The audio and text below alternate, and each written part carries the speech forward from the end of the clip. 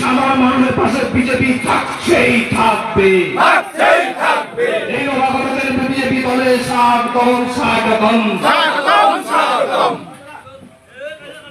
ভারত মাতা কি, ভারত মাতা কি। নমস্কার। তাহলে কি 2026-এর পশ্চিমবঙ্গ বিধানসভা ভোটে ফের উত্তরবঙ্গের সাধারণ জনগণ থেকে বিজেপি সমর্থকরা আরও একবার শাসক দল তৃণমূলকে যোগ্য জবাব দেওয়ার জন্য প্রস্তুত আছে?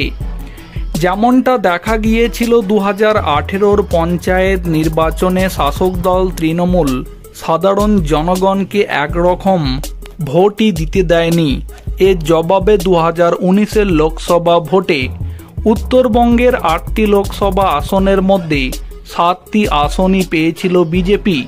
এর পরবর্তীতে 2021-এর পশ্চিমবঙ্গ বিধানসভা ভোটেও উত্তরবঙ্গের সাধারণ জনগণ বিজেপিকে একেবারেই নিরাশ করেনি।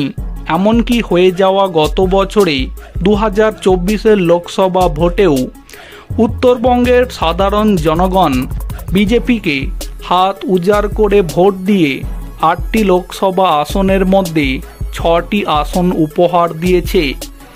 আর এবার উত্তরবঙ্গের জলপাইগুড়ি জেলা থেকে যে খবর উঠে আসছে তা হল তৃণমূলের নৈরাজ্য, অপশাসন, দুর্নীতি এবং অত্যাচারের বিরুদ্ধে রুখে দাঁড়ানোর জন্য এবং দেশ গঠনের সংকল্প নিয়ে জলপাইগুড়ি জেলাতে বহু পরিবার তৃণমূল ছেড়ে বিজেপিতে যোগদান করলেন।